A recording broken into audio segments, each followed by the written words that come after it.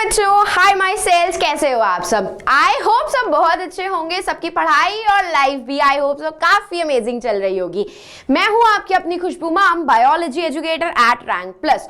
और आज मेरे प्यारे बच्चों के लिए मैं लेकर के आई हूं एक ऐसा सेशन जिसमें मैं बात करने वाली हूं डायग्राम्स के बारे में। Yes, you heard it right. देखो, bio is all about diagrams. तो डायग्राम्स में आपको क्या क्या चीजें माइंड में रखनी है बनाते टाइम पे, और क्या क्या मिस्टेक्स अक्सर बच्चे जो जाने अनजाने में करते हैं क्योंकि उनको कंप्लीट इंफॉर्मेशन नहीं होती है, उनको आपको अवॉइड करना है। तो मैक्स टू मैक्स 10 मिनट का सेशन होगा। मेक श्योर जरूर करना कि आप इसे स्टार्ट से लेकर एंड तक जरूर चेकआउट कर रहे हो, क्योंकि ये आपको डेफिनेटली हेल्प करने वाला है अपने फाइनल एग्जाम्स में। देखो, बायो में डायग्राम्स आपको प्रिपेयर करने ही करने पड़ेंगे, और उन डायग्राम्स को प्रिपेयर करते टाइम पे, प्रैक्टिस करते टाइम पे अक्सर क्या मिस्टेक्स आप करते हो वो आपको अवॉइड करनी है।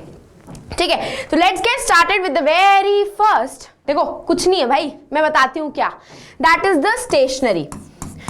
That is the stationery. बच्चों को अक्सर लगता है कि मैम स्टेशनरी का क्या ही रोल होता है डायग्राम्स बनाने में, तो यहाँ पे बच्चे अक्सर क्या हो जाते हैं, गलत हो जाते हैं। देखो बच्चों, आपकी अच्छी क्वालिटी की पेंसिल होगी, अच्छी क्वालिटी से आप डायग्राम को ड्रॉ करोगे उस पेंसिल से, तो भाई आपका डायग्राम हमेशा नीट और क्लीन लगेगा। तो हमेशा बच्चों को मैं एक यही सजेशन देती हूं कि कोई भी पेंसिल या ऐसी वैसी स्टेशनरी उठा करके नहीं लेकर के जाना है एग्जाम में। प्रॉपर अमाउंट ऑफ स्टेशनरी, अच्छी क्वालिटी की आपके पास पेंसिल, इरेजर और शार्पनर होना चाहिए, स्केल होना चाहिए, जिसको यूज करके आप हर एक डायग्राम को नीट एंड क्लीन बनाओगे।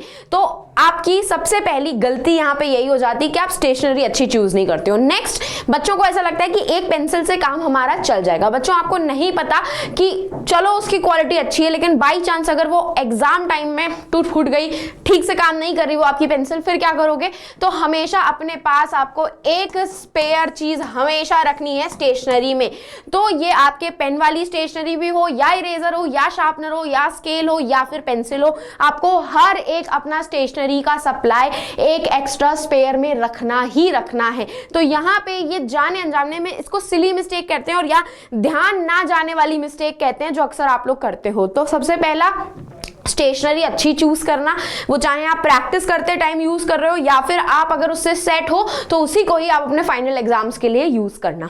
नेक्स्ट, ये बात आ जाती है आपके डायग्राम्स के उस पार्ट की जो आप लोग अक्सर गलती करते हो। देखो बच्चों, अगर आप लोग डायग्राम लेफ्ट साइड में ड्रॉ कर रहे हो, अगर आप अपना डायग्राम लेफ्ट साइड में ड्रॉ कर रहे हो, तो लेबल हमेशा उसे किस साइड पे करना है? लेबल हमेशा उसे राइट साइड में करना है। ऐसा नहीं होना चाहिए कि एक एरो इधर जा रही है, एक एरो इधर जा रही है, एक एरो ऊपर जा रही है।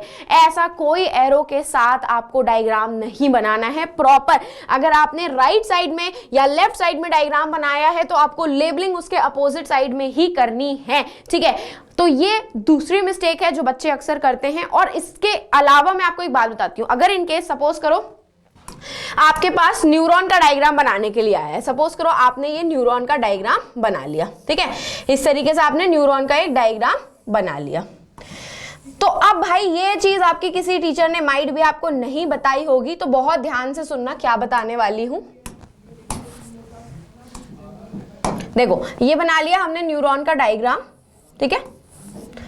अब इसको लेबल जो है आपको ABCD के फॉर्मेट में करना है। क्या करना है? इसको लेबल आपको ABCD के फॉर्मेट में करना है। अगर आपके पास स्पेसिंग का इशू है, सपोज करो आपने गलती से मिड पेज में आपका डायग्राम बना लिया, अब ना आपके पास लेफ्ट साइड में लेबलिंग की स्पेस है, ना राइट साइड में लेबलिंग की स्पेस है, तो आपको क्या करना है? तो आपको कुछ नहीं करना है। इस तरीके से आपने डायग्राम बनाया और कर देना है ABCD मार्क। जैसे कि डेंड्राइट्स पे मैंने कर दिया A मार्क, माइलिन शीट पे मैंने कर दिया B मार्क, न्यूक्लियस पे कर दिया मैंने C मार्क, एक्सॉन पे कर दिया मैंने D मार्क, एंड एक्सॉन की एंडिंग पे कर दिया मैंने E मार्क।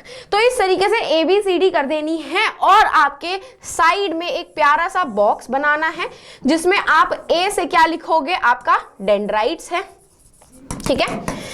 B से क्या लिखोगे? आप लोगों का माइलिन शीथ है। तो इस तरीके से भी आप लेबलिंग कर सकते हो। ये पार्ट ऑफ लेबलिंग भी आपके डायग्राम में बहुत ही नीट एंड क्लीन लगेगी। आपका डायग्राम एकदम प्रॉपर ग्लोरीफाइड फॉर्म में आ जाएगा और आपकी एग्जामिनर जो है, आपकी टीचर जो है बायो की, वो आपको डेफिनेटली अच्छे मार्क्स देने वाली है।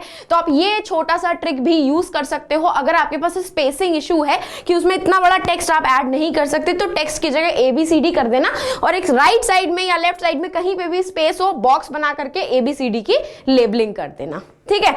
अब जो तीसरी गलती अक्सर बच्चे करते हैं वो हो जाता है कंफ्यूजन उसको, कि क्या मैम हम कलरफुल स्केच पेन्स या कलर्स आपके ये सब यूज करें, क्या हम पेन से डायग्राम बनाएं? तो भाई बच्चों, हमेशा यूज पेंसिल, हमेशा सिर्फ और सिर्फ पेंसिल से डायग्राम को ड्रॉ करना है। देखो इसका लॉजिकल रीजन है, क्या है?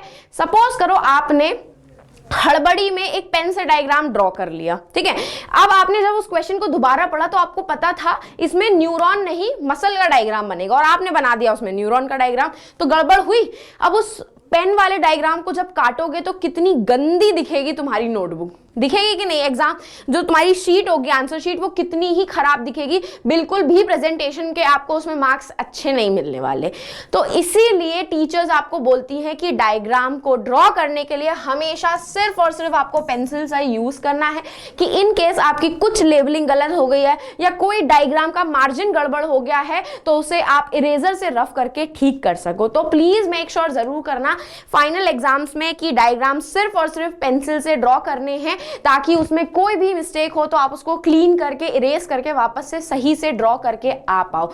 यही रीजन है कि टीचर्स आपको पेंसिल का यूज करने के लिए बोलती हैं, पेन अवॉइड करने के लिए बोलती है, और कलर करने की कोई जरूरत नहीं होती है भाई। पेंसिल से भी तुम प्रॉपर लेबल्ड डायग्राम ड्रॉ करके आओगे ना, तब भी तुम्हें मार्क्स अच्छे मिलेंगे।